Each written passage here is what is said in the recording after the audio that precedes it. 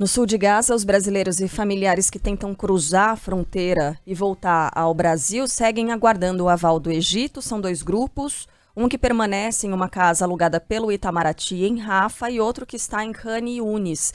A gente tem mais informações com o Sandro Badaró. Bom dia, Sandro. Bom dia, Carla, Sheila, a todos. Pois eles estão sem notícias nenhuma. É a primeira coisa que o Hassan Rabi, palestino, pai de duas brasileiras, que está em uma casa em Khan Yunis, perto da fronteira, disse não tem expectativa, porque não tem nenhuma informação. Ele tem acompanhado pela imprensa e é importante a gente sempre explicar. O que se fala até aqui é a abertura para ajuda humanitária entrar. Nenhuma informação sobre a saída de civis. Então é uma situação ainda mais desesperadora. E ele tá com um misto de sentimentos, contou a Band News FM, que é muito difícil da gente entender de tão longe. Por quê? Ele tem comida. Ele recebeu a segunda leva de doações do governo brasileiro, então ele tá numa situação, se é que a gente pode usar essa palavra, um pouco melhor em relação à alimentação do que milhares de outras pessoas em Gaza. Gente, pela segunda vez a gente recebe aqui ajuda humanitária pelo governo federal.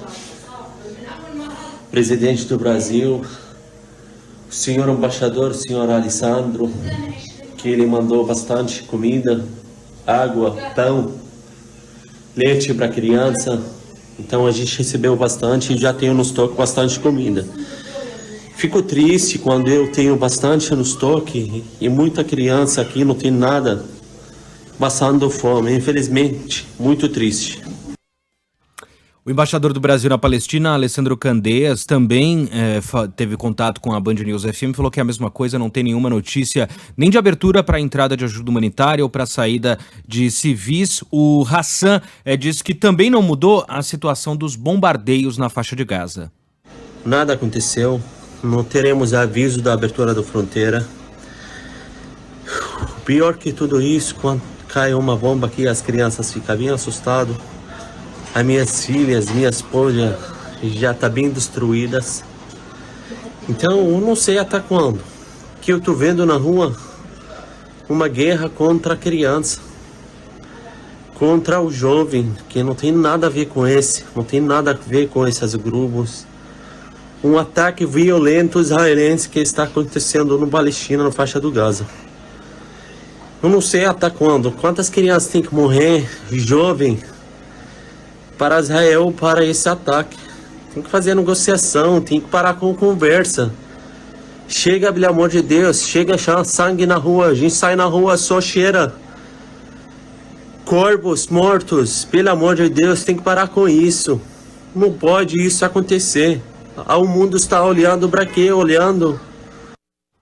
Lembrando que também seguem os bombardeios do Hamas em diversas regiões de Israel, com impacto muito menor por causa do sistema de defesa antiaéreo de Israel, e o grupo extremista Hezbollah também segue disparando mísseis do lado do Líbano, o Hezbollah, e o Israel fazendo a contraofensiva. Só para fechar, nessa região do norte de Israel, na fronteira com o Líbano, o governo de Israel determinou a saída de cerca de 20 mil pessoas que moram na cidade de Kiryat Shimona. Fica exatamente ali na fronteira. Por segurança, 20 mil pessoas estão sendo retiradas dessas regiões. E em Gaza, teve o pedido para todo mundo ir para o sul de Gaza, onde está, por exemplo, o Hassan, mas por lá os bombardeios também continuam.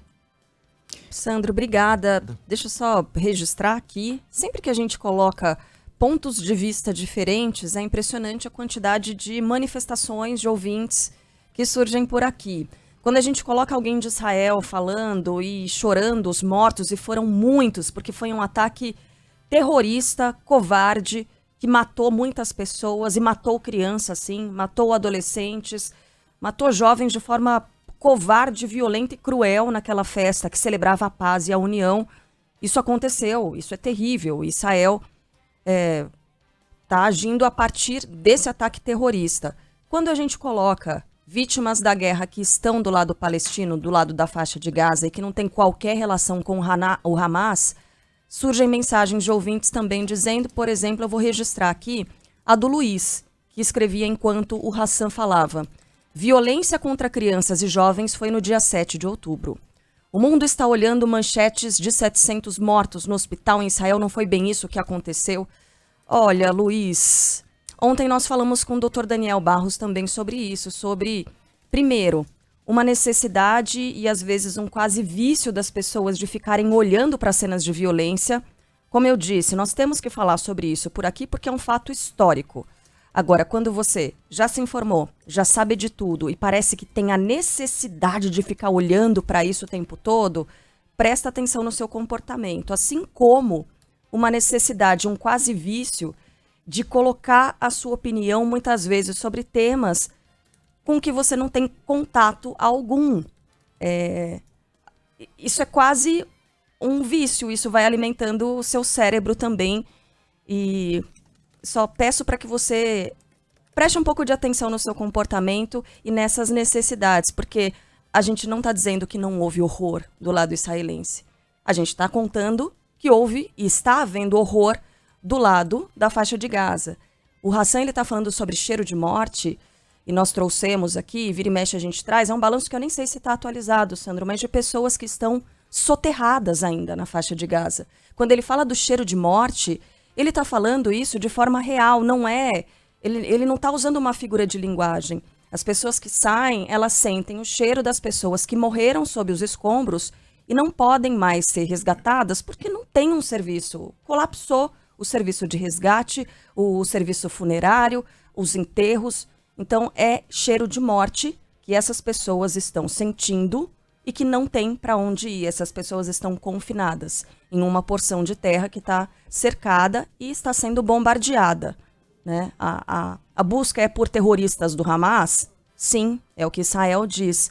Mas há muitas pessoas, há muitas crianças, há muitos civis que não têm nada a ver com isso, cujas vidas valem tanto quanto as vidas dos israelenses.